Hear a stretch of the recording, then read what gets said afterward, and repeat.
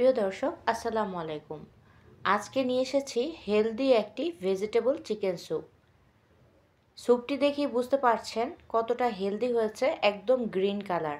আমি এখানে কোনো ধরনের এক্সট্রা করে আর সস ইউজ করিনি, আর এটা খেতে অত্যন্ত সুস্বাদু। জ্বর হলে বা ঠান্ডা লাগলে এই স্যুপটা কিন্তু একদম কার্যকরী। তো চলুন দেখে নেওয়া যাক আমার আজকের রেসিপি। স্যুপ বানানোর জন্য প্রথমে এক টুকরো বাটার দিয়ে দিয়েছি প্যানে, আর দিয়ে দিলাম রসুন কুচি। পরিমাণ বলছি না, কম বেশি করে নিতে পারেন। এখন রসুন কুচিটা বাটারের সাথে ভালো করে একটু ভেজে নেব। ব্রাউন কালার করে ভাজার কোনো প্রয়োজন নেই। যখন একটু রসুনটা সটে হয়ে আসবে তখন এর মধ্যে আমি দিয়ে দিচ্ছি মুরগির মাংস। আমি অল্প করে নিয়েছি মুরগির মাংস, ছোট ছোট টুকরো করে, যেহেতু অল্প কোয়ান্টিটি স্যুপ রান্না করছি। এটা দুইজন ইজিলি খেতে পারবে। মুরগিটা যখন এরকম একটু সিদ্ধ হয়ে যাবে তখন এর সাথে অ্যাড করে দিচ্ছি মাশরুম।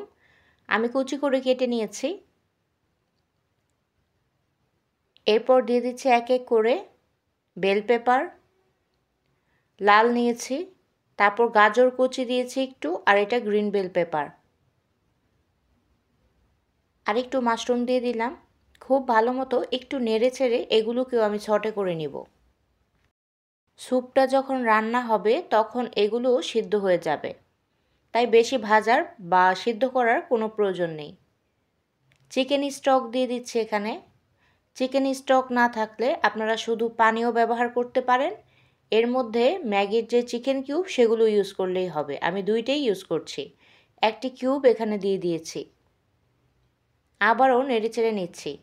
বলক চলে আসলে অ্যাড করে দিচ্ছি গোলমরিচের গুঁড়া, দিয়ে দিচ্ছি লবণ স্বাদ মতো। টেস্টটাকে বাড়ানোর জন্য সামান্য পরিমাণ চিনি দিয়েছি, আর আগে থেকে যেহেতু গোলমরিচ দিয়েছি তাই অল্প একটু কাঁচামরিচও দিয়ে দিলাম। স্যুপটা কিন্তু এমনিতে রেডি হয়ে গিয়েছে। এখন কর্নফ্লাওয়ার গুলিয়ে নিয়েছি আমি একটু পানি দিয়ে, সেটা অল্প অল্প করে দিয়ে দিচ্ছি। ঘনত্বটা আপনাদের ইচ্ছে অনুযায়ী করবেন। কেউ পাতলা স্যুপ খেতে পছন্দ করে, কেউ একটু ঘন। আমি মোটামুটি ঘন রাখছি স্যুপটা। ব্যাস তৈরি হয়ে গিয়েছে। সবার শেষে এখানে স্প্রিং অনিয়ন দিয়ে দিচ্ছি, যেটা দিলে স্যুপটা খেতে বেশি টেস্টি হয়। স্প্রিং অনিয়নের ফ্লেভারটা কিন্তু স্যুপে খুব ভালো আসে। নেড়ে চেড়ে নিচ্ছি। আমি এখানে টমেটো সস, সয়া সস কিছু ইউজ করব না। এই স্যুপটা একদম হেলদি হয়েছে, দেখে নিশ্চয়ই বুঝতে পেরেছেন।